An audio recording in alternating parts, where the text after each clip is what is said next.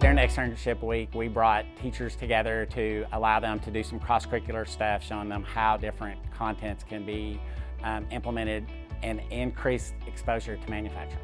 I just think at the end of the day, the most important thing is that students need to be able to see a connection between what they're learning and what happens in the real world. My favorite part about the externship with AMAP was the chance to get general educators and career and technical educators together to spread the information across both genres and the students to be able to see it in a different way.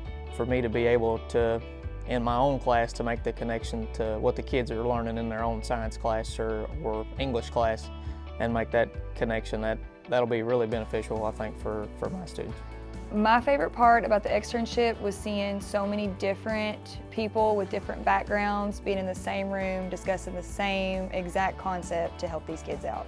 I have found a lot more ways to connect earth-space content to what's happening in the real world. So I'm hoping that I can make my class seem more relevant. The lessons that I will take from my time here with the externship are that manufacturing really applies to a lot of different curriculums and kind of is applicable across the board in education.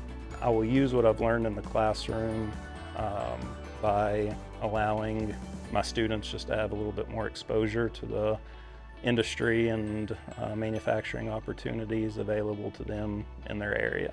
I really think that it is beneficial for me and other teachers that we've talked to, just being able to collaborate together to see how our different contents can overlap and have an impact, short-term and long-term, hopefully, for students. It's really great because we can give real-life examples that you can work in Grayson County and make a living wage and have a great impact on our community as a whole.